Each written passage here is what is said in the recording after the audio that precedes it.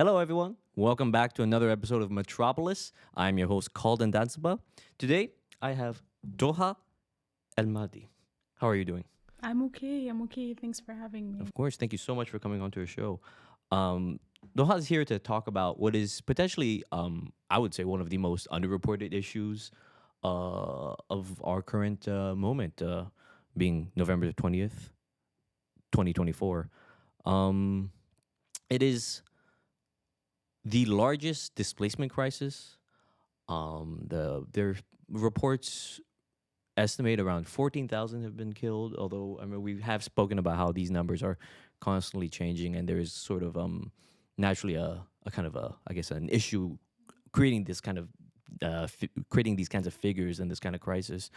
Doha's here to talk about Sudan and Montreal's connections to Sudan, to the crisis in Sudan. Some call it a civil war. We're going to talk about how that is not quite a term that encapsulates the conflict. Yeah, could you actually start by giving us a little context for what is happening right now in Sudan? Yeah, thank you so much. So I usually like to start by saying glory to the martyrs of the Sudanese revolution and all civilians who have lost their lives in this current war and the previous ones. May those who are wounded heal and those who are missing return. I also want to start by extending my deep solidarity to the people of Gaza who are facing genocide and all of Palestine, as well as people in the Congo, in Haiti, in Tigray, and all those who are fighting for peace and justice across the world. Also, extending my solidarity with indigenous struggles on Turtle Island and beyond for land back, sovereignty, and decolonization. So, yeah, as you said, the war in Sudan, unfortunately, is not reported in the ways that it should be reported. Definitely not adequately. There was a lot of reporting at the beginning of the war, which started last year in April 2023. So there was a lot of reporting around that time because they were evacuating a lot of the foreigners, the diplomats, the NGOs, all the different bodies that have been operating in Sudan for many, many years. And so around that time, there was a lot of reporting in Al Jazeera and other media outlets. And unfortunately, we saw very quickly that that sort of reporting really died down once a lot of the foreigners were evacuated from the country. But the war started, as I said, last year in April, and it broke out in the capital city of Sudan, which is Khartoum. I think a big element in the war of Sudan right now is that it is an urban warfare. This is something that is happening in the middle of residential neighborhoods, right? Khartoum is the most populated city in Sudan. And so residents in Khartoum woke up to sounds of heavy gunfire. And since then, this has kind of spread out all across the country at varying levels, depending on the states. And I'll give examples of some states in Sudan, apart from Khartoum, that are really kind of really having an extremely difficult time right now. But this war started between two factions. So you will hear me refer to the RSF, which is the Rapid Support Forces. And I will also use the term SAF or SAF. This is Sudan Army. So this is Sudan's military, Sudan's army. And people may be familiar with the RSF because they had a big role to play back in the early 2000s in the Darfur genocide, the war in Darfur. Darfur is a region in Sudan. It is in the western part of Sudan. But the RSF back then were known as the Janjaweed. And they are a paramilitary force that during the time, they're led by someone called Mohammed Hamdan Dagalu, or Hemeti. In Sudan, we call him Hemeti.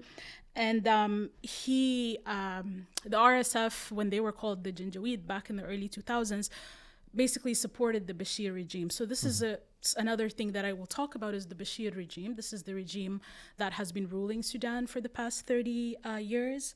And so the Bashir regime really kind of utilize these militias to fight for them and on their behalf, to basically to do counterinsurgency work for them back in the early 2000s. And of course, people may remember that the Darfur genocide took away lives of over 300,000 people. There were millions and millions of people who were displaced, and to this day, because of this war, people who were displaced in the Darfur War are now twice and thrice displaced. And the Sudan's military, the SAF or SAF, is commanded by General Abdel Fattah al-Burhan. So there's Hemeti and there's Burhan. These are sort of the two generals that are leading this. And but I think one of the things that I also want to say is that a lot of the times this war is kind of also presented as if there is a good side between these two. And I think that it is important to also remember that the RSF is obviously an extremely atrocious militia that is responsible for a lot of harm, a lot of bloodshed in Sudan. But Sudan's army is also has a long history of persecuting its own people, specifically in the Darfur and the Nuba Mountains and other parts. And even General al-Burhan himself also had a role back in the Darfur War. He used to be a regional army commander at the time. But right now, as we're speaking, since April of last year, as you mentioned earlier, it is the largest displacement crisis in the world. The IOM right now estimates 14 million people to have been displaced. Sudan has a population of about 48 million people. So 14 million people have been displaced. That's around 30% of the population. 3.2 million people have fled the country. And those, of course, who can leave the country are those who have financial means or are able-bodied enough to be able to leave. But there are a lot of people who are in Sudan who can't leave the country for many reasons and have to and are sort of stuck in this crossfire. But at the same time, those who fled to Chad, those who fled to Egypt, those who fled to Ethiopia and other countries, Sudan's neighboring countries, are also facing a lot of challenges, right? And frequently receive substandard treatments in the countries that they are now refugees in. And I will also talk a little bit later about the Canadian government's inadequate role in this as well, but I'll touch on that later. But the other elements is also humanitarian assistance. So the UN OCHA estimates right now that there's about 24.8 million people that are in need of humanitarian assistance. There isn't a lot of humanitarian assistance that's reaching Sudan, and definitely not meeting any of this need. And people are unfortunately, you talked about the estimated death. I mean, we have numbers that are going to 150,000 people, but we also think these numbers are underestimated because a lot of the times it's not easy to actually have an accurate representation of that. There are, people are also dying for so many different reasons, right? People are dying from missiles and aerial bombardments and stray bullets. People are dying from accidents during evacuation. People are dying from starvation and hunger in their own homes, right?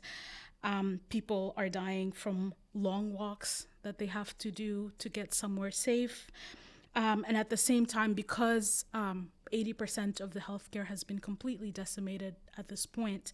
I mean, the healthcare in Sudan was struggling before the war anyways, but at this point, it's really kind of the majority of hospitals aren't functional anymore. There's obviously not a lot of doctors that are left or medical professionals, and those who are left are being extremely targeted in hospitals. And so with that, there's also a lot of outbreak of diseases, right? There are, outbreaks of malaria and cholera and dengue fever. And I was just, talking to you earlier, in which I mentioned just last week, my family lost a 4-year-old cousin to dengue fever, right? And so it is, unfortunately, it's a big problem right now. And the UN OCHA also tells us that there have been between close to 30,000 cases of malaria and hundreds of deaths from it just in the past 4 months. So you can imagine, the toll of the war as yeah. well on the Goes outbreak beyond of just these it goes beyond diseases. just the casualties of war. Absolutely, You know. absolutely. And I think, the other thing too is that people are also dying from grief and heartbreak. We're seeing a lot of our elders are really struggling to grapple with this loss that they're facing. And I mean, if you meet Sudanese people everywhere in the world right now, everyone is not in a good state.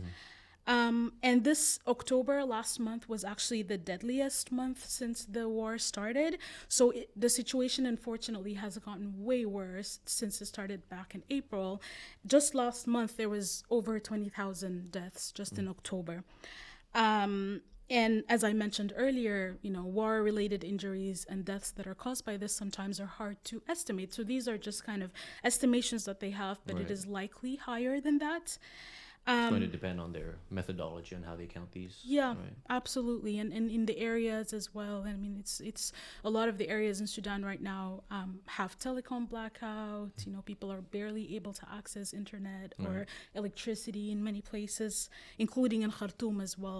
Parts of Khartoum have never had electricity since April of last year, or water access, right? And the Rapid Support Forces, the RSF, since this war, has unfortunately every day has been perpetrating massacres.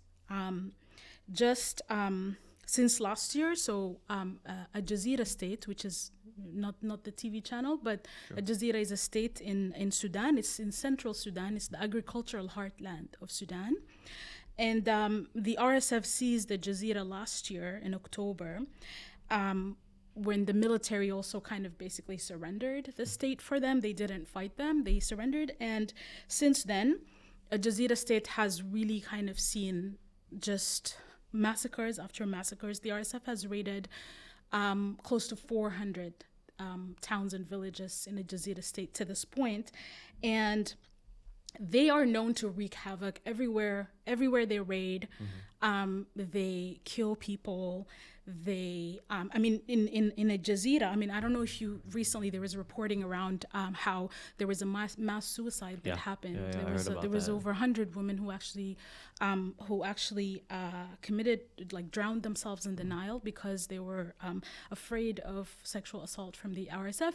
And that's a feature that has been very kind of very something that routinely happens when the RSF raids places. People They want to kidnap. avoid the violence, the direct violence. Absolutely, I remember seeing that, and I was absolutely. just haunted by it. I was Yeah. for 100 women to decide this collectively. Yeah. That this path is what they want, rather than having to face the RSF. I thought that was Absolutely. an incredible indictment, of course, of the RSF. But I don't know. It's, Yeah. what a difficult decision. Absolutely. And that happens also in the Jazeera state, the state that I'm talking specifically in the eastern Jazeera.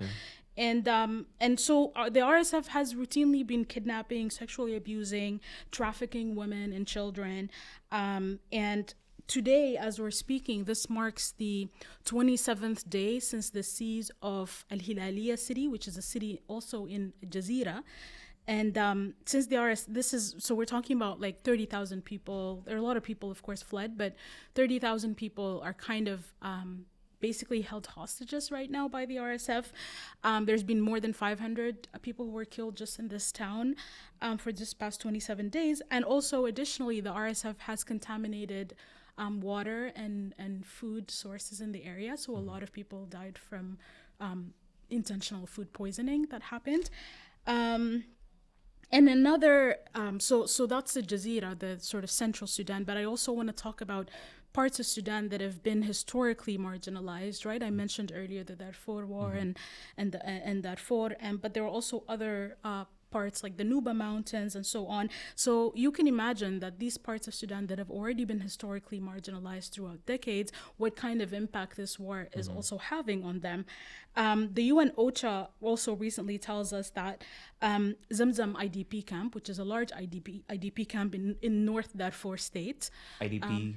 internally displaced people. Okay, and so this is one of the camps that is from the time of the Darfur War, right? So, of course, the Darfur War, of course, resulted in a number of camps that have been there for years, including the Zamzam camp. And recently, the UN OCHA tells us that the famine levels in Zamzam IDP camp have reached above the threshold of what would be considered famine. And so there has been documented famine in many parts of Sudan. Sudan People's Liberation Movement North, SPLM, also tells us that the Nuba Mountains region, which is also another region that has been very much historically marginalized, this region is also has over 50,000 cases of acute malnutrition that is recorded right now.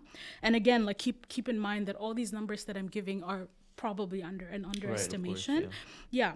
And Al Fashir city in North Darfur also continues to be in an extremely volatile condition.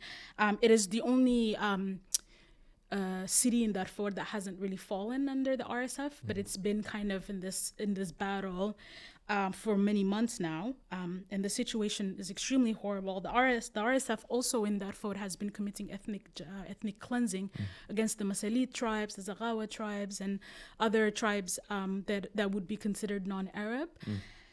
So that's the situation is really, from what I'm telling you, is extremely horrific. I mean, we could really be talking for hours about the different elements of this, but it is extremely horrible. And it's the scale of the violence to me that's just like jaw-dropping. It's on like every level, like the numbers, the kind of like the different aspects of life that are affected by this conflict. It's mind-numbing. It's absolutely horrible, disgusting to hear about all this. Yeah, and I think one of the things that I also want to talk about is that oftentimes when we see reporting that is taking place about Sudan, sometimes it's also very decontextualized. Right. It kind of presents the war as if nothing was happening before the war. It also doesn't talk about the revolution, which has been a big part of Sudan's past few years. So I think in order for us to understand this war better, we really have to understand a little bit about Sudan and what has been happening in the past years. Of course, yeah. And of course, a more sort of, holistic, full understanding of this requires us to go all the way back to the different colonizations that took place in Sudan. But we don't have enough time to talk about that. I have a quick question. I'm curious about you talk about other kind of reporting on it. Like what has been your read? Have you been interviewed by journalists on this topic? And what do you find is their line of questioning? What do you think they sort of like miss, or the decontextualization? I'm kind of curious about your experiences with that. Yeah, I mean, I have been interviewed, and I think a lot of the times, at least in my experience of at least on a mainstream level, Sure. I was telling you this earlier, it's always like we have to focus on just talk about what's happening to Sudanese in Canada and what the Canadian government's response is. And that's pretty much it. Like there's no interest in hearing like what's actually happening on the ground. Why is this happening? Almost like a refusal to engage with the past that's caused this kind of moment. Yeah, and I think we're really at a moment in Sudan that we have to be able to grapple with the past, and because so much of what's happening today is really connected to what's been happening in the past. And I know in times of crisis sometimes it's difficult for us to kind of make space for these kind of conversations, right, because the reality is just so difficult, and the day-to-day, like how it demands day-to-day attention is very difficult. But it is very important that we talk about that, and I think to understand this current war, which I would say, I keep saying this war or the current war because this is not the only war, right? We've had in Sudan. Sudan has had the longest civil war in Africa. We've had the first civil war, the second civil war. Yeah, we've had very, very long civil wars, right? It's What do you think accounts for that? Like, why? What about? Well, I mean, I think again, like going back to like colonial legacies that have shaped the establishment of the nation state of Sudan since 1956, and I mean, of course, the nation state of Sudan was established in 1956, but even before that, right? I think a lot of the ways that the different colonizations in Sudan have shaped tribal relations have really kind of weaponized the different diversity. Sudan is a very, very diverse country, right? We have a very large linguistic diversity. We have a very large ethnic diversity. in the way that, unfortunately, I mean, like, I think the case can be made, right, that this is how colonialism operated pretty much everywhere else, Yeah, right? yeah. I mean, what you're telling me Yeah. that reminds me of like India, right? The way that partition happened there. Absolutely, 100%. So this kind of division and hierarchy in Sudan, of course, the hierarchies of, what would be considered Arab or non-Arab, the hierarchies of Muslims and Christians and other religions, because of that diversity that was definitely utilized by the different colonial regimes that happened. And unfortunately, again, since the formation of the nation state of Sudan, all of the governments that we have had, I mean, we have had a lot of military ruling. Majority of our ruling was military ruling, but even, all the military ruling and even the little bits and pieces of civilian sort of quote unquote democracy, like even those were unfortunately also kind of really following these colonial legacies and really kind of amplifying these divisions between people. So a lot of not just the military but elite politicians in Sudan have really kind of worked on the same legacy. Right. But I think I want to talk about I mentioned earlier the Bashir regime and Omar al-Bashir, who was the last 30 years has been yeah, under his they regime. took over as through a military coup in 1989. And he was toppled during the revolution in 2019. In April 2019, he was toppled. But so Omar al-Bashir, his regime, National Congress Party, is also known as the Muslim Brotherhood, Al-Ikhwan al-Muslimin, was an extremely repressive regime that has ruled Sudan for these years. Extremely violent regime, extremely oppressive, really kind of utilized all of these ethnic differences to a very large extent, marginalized so many people in Sudan. But also, I think the same can be said about the other military dictators, Aboud, Nimeri, like they all kind of did utilize these colonial legacies in the same way. But the Sudanese people, for the past 30 years, have endured and suffered really under this regime. And in addition to that, Sudan has also been facing U.S. sanctions since the Clinton era, right? And so the U.S. sanctions in Sudan also played a role in kind of isolating Sudan from the rest of the world. And throughout these 30 years, there has been many different waves of protests that took place. I remember when I was in Sudan and living in Sudan in 2013, we had a large wave of protest. But the most notable one you see will be referred to as the December Revolution, which is the most recent in revolution. 2019, was it? Yeah, it's December 2018 is when it started. And it was actually started by school children. So young people, teenagers in schools outside of Khartoum. So these areas we would call the periphery, because part of the previous regime and all the other regimes really is that all of the development in Sudan was very much centered in the capital city, and the rest of the country didn't really have a lot of development. But this because of IMF recommended austerity measures, which were implemented in other states in Sudan first. So this really kind of caused the prices of bread to go up, and people could not afford to even, feed themselves. So school children couldn't afford to buy sandwiches anymore. And so they took it to the streets. And so the protest started in Damazin and Adbara, and it slowly kind of, not slowly, actually very quickly moved to the rest of the country. And although the demands at first were economic demands, but they very quickly kind of shifted to just demanding the Bashir regime, of course, yeah, to collapse. Wow. How young were these school children? I would say like teenagers, high school, probably high school students. Yeah. But then, of course, the protest, as I said, it really became everywhere. Of course, yeah. Everywhere in Sudan, people were protesting. And it also, at some point, there was a 58-day sit-in with millions and millions of people in front of the army headquarters in Sudan, in Khartoum. I think the Sudanese revolution and what young people in Sudan have been able to do is really something that I think really deserves a lot of respect and deserves for us to really look at it as look at it and see kind of all the different forms of grassroots organizing that was happening. And of course, I mean, in Sudan, because we've had different waves of protest, there was always learning that was happening from the 2018, what didn't work in 2013 and so on. And there was also, again, I think part of it because of the failure of the state to provide anything for people for all these years, it also created a grassroots sort of movement around just kind of flood relief and providing. So that also created the disaster relief. Yes, these kind of networks, grassroots networks. And that was really kind of what was driving the revolution.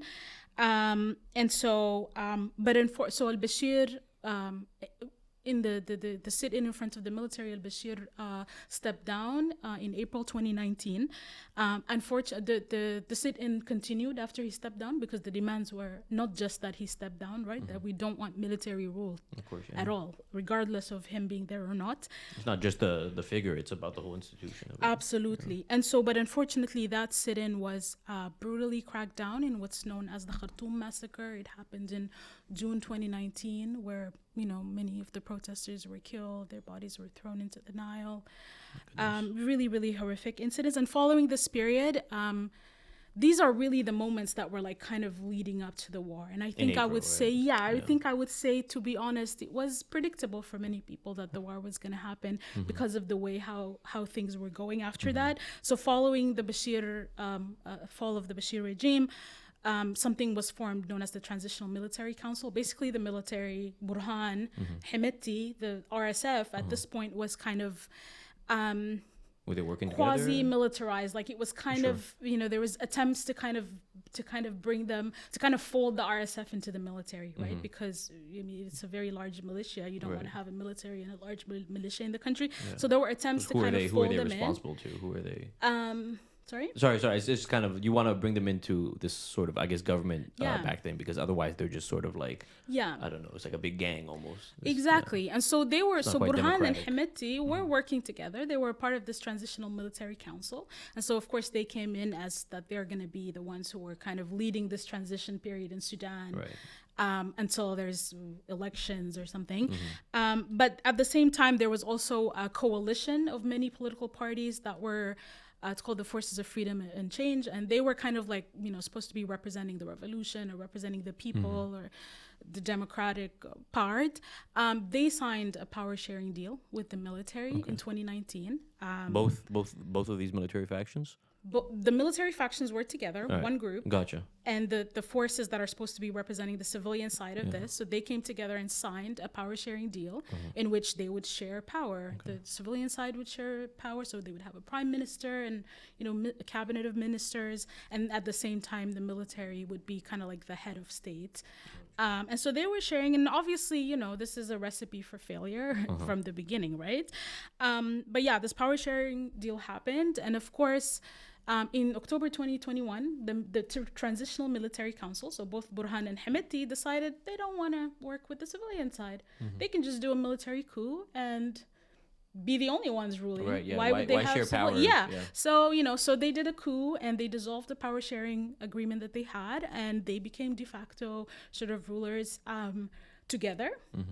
And of course, it was also a moment of sort of, there was going to come a time, I think everyone knew there was going to come a time where the two of them were going to clash together. Right. Because one of them will want to be ruling. Right, of course. And that's exactly what happened, right? April. That's so leading up to, so between this period of the coup, and I want to say the coup was really, really rejected by Sudanese people. We protested here in Montreal. There were protests across Sudan, across the diaspora against this military coup. But at the same time, and this is really when I think about like the roles of countries like the US and these Western countries, is that they really kind of took the role of trying to present these generals, these warlords that have been responsible historically for much of bloodshed. Tried to present them as reformists and tried to kind of tell Sudanese people that you can work with them. Can. Let's negotiate. Let's negotiate. Let's sit on the table. Let's negotiate with these people.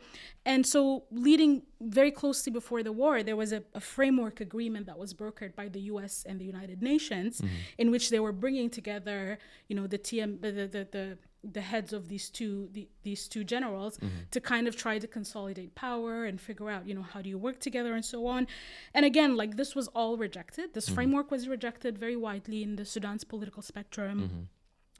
Including the resistance committees, which I think are, when I mentioned earlier, like some of the very sort of Grassroots. Yes, grassroots, very powerful formations. The neighborhood resistance committees in Sudan are very, very powerful. If there was a good guy, to me, it seems like it would be the resistance Absolutely, committees. yes. So the resistance committees are really just youth in their neighborhoods, right? And there were thousands of resistance committees in Sudan. They were organizing protests and even during the revolution, they were even like providing services in their areas, right? And so and they have resurfaced. They go back all the way to 2013 and the protests from back in 2013, but they resurfaced and really kind of mobilized people during this time. And so when this power sharing deal was happening and the coup and all of that, the resistance committees had the slogan of no negotiations, no partnerships, and no dialogue. So they were very much rejecting any kind of dialogue with any of these warring factors. And they also worked together to develop, which I think something I really encourage folks to look at, something called the Revolutionary Charter for Establishing People's Power. The Revolutionary Charter for Establishing People's Power. Yes, and this is sort of a very radical political document that was kind of like a pathway to Sudan's transition in this time that the resistance committees worked on. It was actually developed by around 8,000 resistance committees. Really talk about like really kind of grassroots, radical, participatory democracy.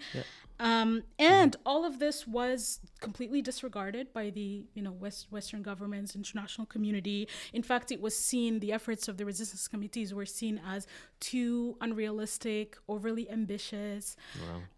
Instead, they just kept going back to like, let's negotiate with. Why do you think they're interested in keeping these military powers in place?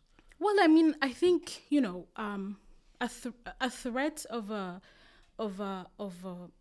democracy in the region is always a problem to so many leaders, right? And I'll talk shortly about like the UAE and these governments that really don't have any vested interest in seeing any form of democracy to take shape, right? Because the existence of these forms of dictatorships really allows them to plunder and be able to access resources of these countries so easily. Right. It makes resource extraction sort of like frictionless. Absolutely. There's no one who's really being held responsible because of this kind of like unstable environment. Absolutely. And so, so this is really what was happening. And then, of course, the war happened after that. And I really kind of want to talk about this point of like Western governments' involvement, because I think a lot of the times people in the global north really sometimes don't think too much about how much power a lot of these governments from these countries are having, and how much interventions that are happening across the global south, right? And many people see like a war in Sudan as not something that they have anything to do with. They're like, that's distant to me. That's what do I or my government have to do with that? Exactly, right? And of course, in the case of Sudan and anywhere else in the global south, that's often not the case, right? A lot of the times these are imperial interventions, and a lot of these decisions are made in rooms in these countries, right? About how that works. I guess I'm curious then, what is the influence of Canada? Where are Canadian influences in Sudan? Yeah, so I think before I speak about Canada, I want to really talk about the Gulf countries. And when I talk about the Gulf countries, I think it's Saudi Arabia, the UAE, very particularly in the case of Sudan. And of course, these are very dominant U.S. allies, right? They have great relationships with Canada. Lots of oil. They're key allies, really, for the U.S. and the extensions of the U.S. empire. Canada is an extension of the U.S. empire as well, right? And so these Gulf countries have played such a big role in Sudan. They have historically been doing a lot of land grabbing in Sudan. And the work of my comrade, Dr. Nisreen El-Amin, she does a lot of work around land grabs by the Gulf countries in Sudan. And I learned from her that the UAE and Saudi Arabia have invested over $27 billion in land, real estate, and infrastructure in Sudan since the early 2000s, and That's of course 27 billion. yeah, and a lot of this was happening in rural parts of Sudan, which also The was kind of periphery, which was also messing up with the rural agricultural sector, right? So they were really messing up with farmers and that stuff. And so on top of land stuff, there's also gold. Sudan is the third largest gold producer in Africa. The United Arab Emirates gets a lot of its gold smuggled from Sudan, and a lot of these gold mines are run by the RSF militia, by Hemeti. Right. And so, of course, the United Arab Emirates has a lot of vested interest in either Hemeti winning on this side and ruling, or just the continuation of war and conflict in Sudan. Of course, as long as the gold keeps coming. Absolutely. Yeah. And there's been a lot of reports also coming up around how the UAE is actually like supplying the RSF with weaponry right now in the war. There's the Middle East Eye report that came out in January kind of looks at this. It really talks about this network of ammunition supply that is coming to the RSF from the UAE via Chad, via Libya, and elsewhere. And you know, thinking about how much weaponry from the UAE gets to Sudan, and seeing the Biden administration just last month approving the sale of $2.2 billion worth of weapons to Saudi Arabia and the United Arab Emirates. So that is also something there, right? And then, of course, on top of benefiting from the lands, as I mentioned earlier, governments like the United Arab Emirates do not have any vested interest in any form of democracy in the region. They have been reported to work on stifling these attempts in Tunisia, in Egypt, in Algeria, in Libya, and of course right now in Sudan as well. And this is why I think for me, like the framing of a counter-revolutionary war is very important, because you could see how the revolution was really a threat to a lot of these different forces. Right. There's this kind of popular will that's rising up, and clearly it's in their interests of this popular revolution was sort of against those of the powers that be. Absolutely. And another thing that happened around the time of the Transitional Military Council was that Sudan actually normalized with Israel for the first time. Oh, interesting. Sudan signed the Transitional Military Council, signed the Abrahamic Accords with Israel in 2021. And this was during sort of under the Trump administration, in exchange to remove Sudan from the list of states sponsoring terrorism, which I mentioned earlier that Sudan has had the sanctions from the 90s, Yeah, the Clinton but era. also in exchange of a $1.2 billion loan. And so that's another element. And of course, Israel has historically, since the 50s, had interest in Sudan. Other interventions include the Russia-Ukraine war, and very recently, actually maybe like 2 days ago, I think, Russia vetoed against an immediate ceasefire resolution in Sudan at the UN Security Council. And of course, you know, I mentioned very briefly the International Monetary Fund earlier, the IMF. So, but of course, we know bodies like the World Bank and the IMF, The austerity machines. Yes, absolutely. And they have intervened in ways of like these kind of austerity recommended programs, structural adjustment programs, including in 2018 in Sudan. And lastly, I think in the role of Canada, I also want to talk about a PR firm that is here in Montreal. It's called Dickens and Matson. And this is a Montreal-based lobbying firm that was actually hired by the Military Council in Sudan for a $6 million deal to polish the images of these warlords. And basically improve their relationships with the Gulf countries, improve their relationships with Russia, with the United States. And this firm is run by a former Mossad agent. And the same firm also reportedly has worked in the past with Mugabe. They have worked with Khalifa Haftar in Libya. They've worked with the Myanmar military. They've worked with the government of the DRC, Papua New Guinea. So they have a track record of working with oppressive regimes. Right, and to try just like dress them up as reformists. Exactly, and help them sort of make good connections with these countries. And I think, there's been many articles written about this firm.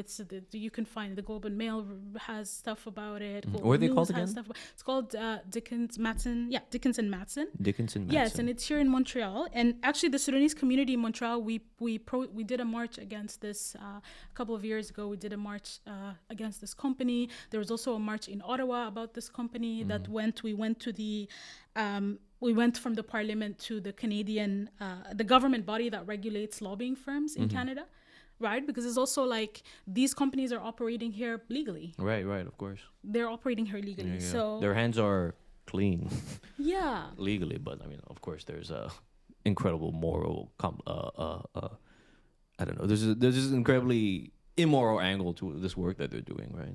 Yeah. Yeah, I can't imagine. I mean, who's this for? Like, I mean, I can't imagine people in Sudan are being convinced that these warlords are actually No. clean figures. No, people never have. Like since the revolution, the protests never stopped, right? No, right, of course, yeah. People continue know who they are, yeah. Of course, yeah. And I think another way when I think about the ways that the Canada and the Canadian government has unfortunately been really failing the Sudanese people, is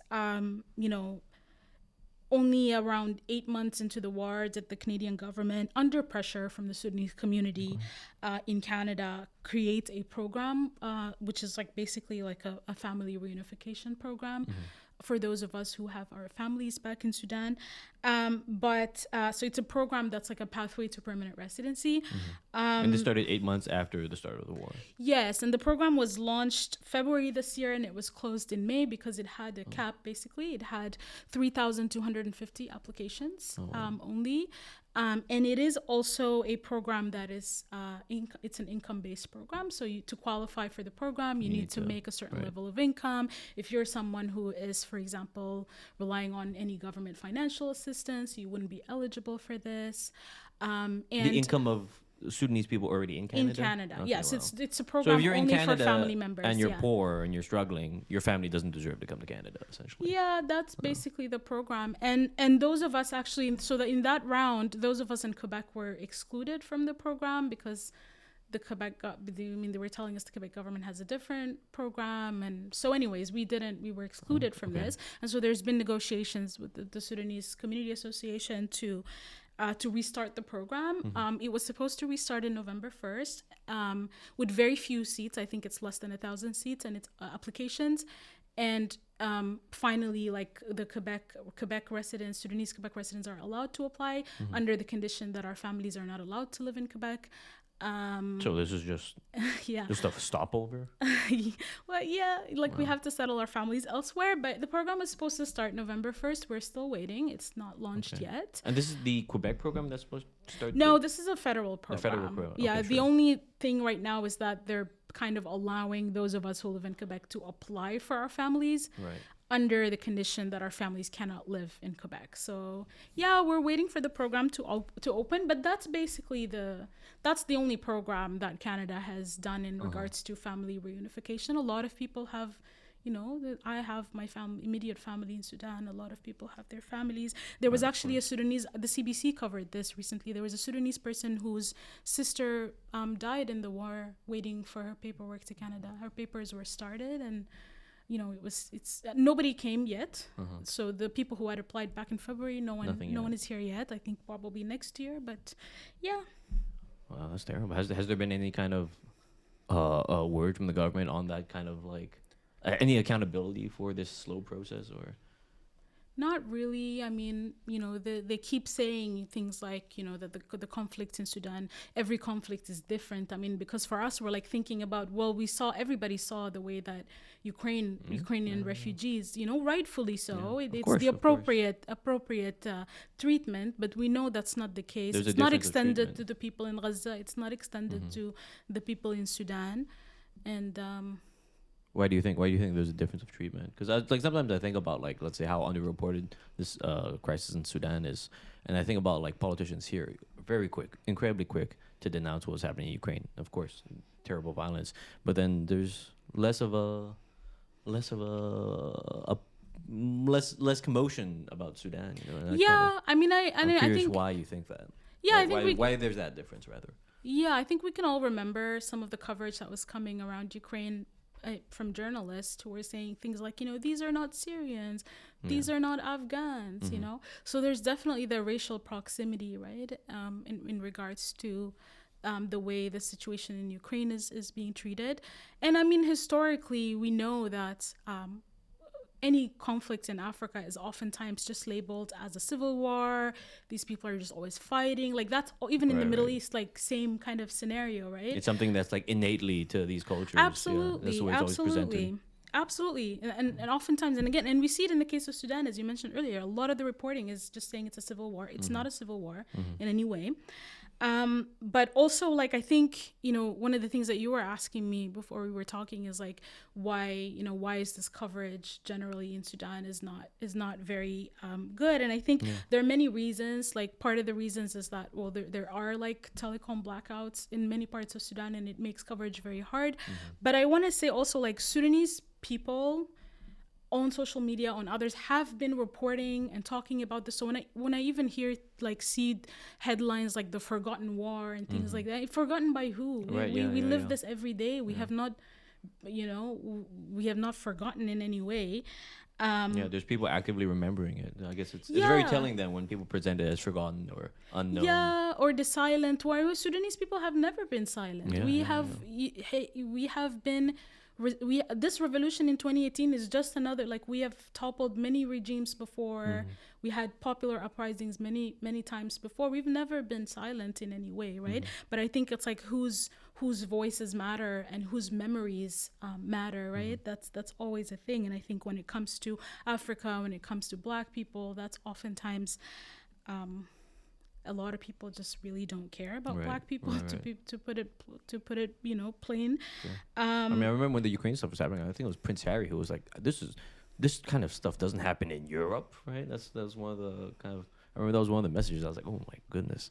I mean, of course, that's like from the monarchy in England. So what do you expect? But it points to a larger kind of idea, I guess, about where this kind of violence is normal and where it's not normal. Absolutely. And I think kind of, if I would just kind of end with this note of, there are a lot of Sudanese organizations and the Sudanese diaspora, Sudanese communities, Sudanese in Sudan. Everyone's kind of really doing a lot. Sudanese communities have really kind of been put in this position where we really are the ones who are providing. We are the ones who are doing all the mutual aid work and all of that, because a lot of these organizations have abandoned and left. So it puts the work on people on the ground as well. And so that's like one of the things that we do with the Sudan Solidarity Collective is that we have a solidarity fund that goes directly to the emergency response rooms in Sudan, the ERRs. And we work with ERRs across the country, and these are really frontline, like, young people who are running community kitchens, who are running community clinics, and really, really kind of like underfunded, doing the most they can with the very little support that they get. And so I think if folks are interested in keeping more attention about Sudan and finding ways to be in solidarity, the Sudan Solidarity Collective, we're on social media, and people can actually also directly donate from our website. All right, terrific, thank you. So that's the Sudan Solidarity Collective. Absolutely. And I think for Montreal, more Montreal focused, like, we do a lot of events in Montreal too, and protests, and the Sudanese community here does things. There is a page on Instagram called Montreal for Sudan, MTL for Sudan. That's also a good page to follow up with different action for Sudan that's happening in the city. At the beginning, you gave these words of respect to other kind of colonial struggles happening in Gaza, here in Turtle Island. And I'm kind of wondering, how do you connect these different struggles? Yeah, that's a great question. I think, of course, these, I think all colonial struggles against colonialism, struggles for decolonization are inherently connected, right? Because at the end of the day, they are all struggles that are meant to be fighting imperialism and fighting capitalism and so on. So, of course, there's a lot of connections. But I also think that there's moments of convergences in these struggles. There's also moments of divergence in the struggles. And I actually it's really good that you brought that up, because there is recently there was a panel in, I think maybe I don't actually remember. It's one of the U.S. universities, Watson Institute. And it was actually, I think you may be able to find the recording online. And there was one of the panels that was called Solidarity and its Discontent. And it was talking about, solidarity with Sudan and Palestine and all of these different things.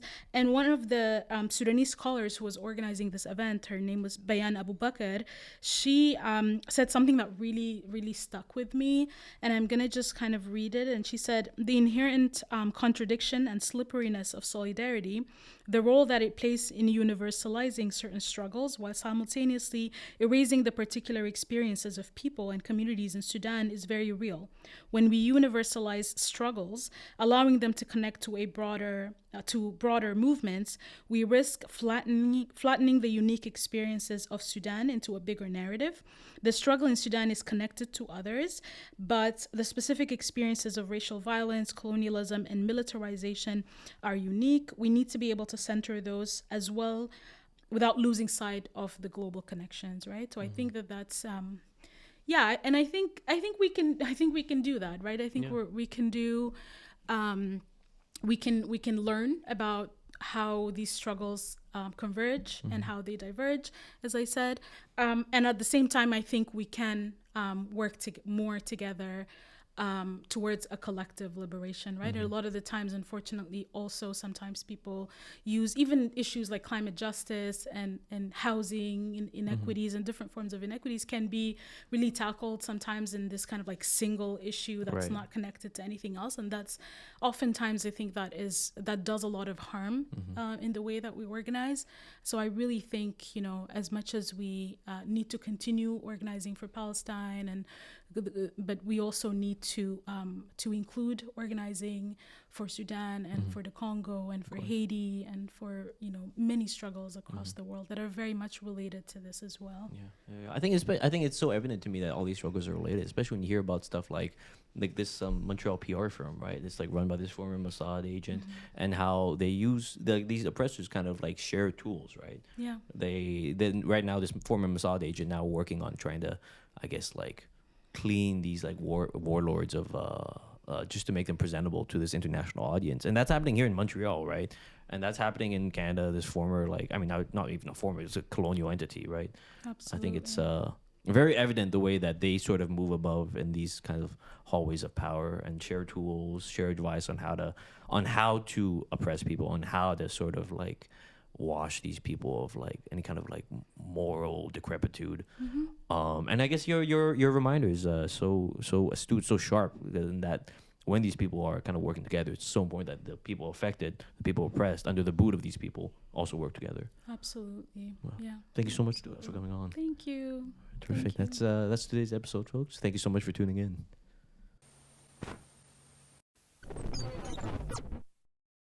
That was Duha Elmardi, a Sudanese activist currently based in Chajake or Montreal.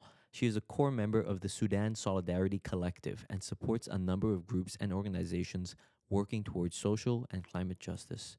She came onto Metropolis to speak on Sudan and the conflict there and the many ways that Western media underreports it and even misunderstands it. There are many connections between Canada, Montreal, and Sudan. Metropolis is a proud in-house production of Community University Television. Our producer is Aude Simon. Our sound technician is Fraser Place. Videography is done by Ahmed Sobi. Our station manager is Hannah Josie. Our executive director, Drew Oyadje. And I'm your host, Colin Datsampa. Thank you so much for listening.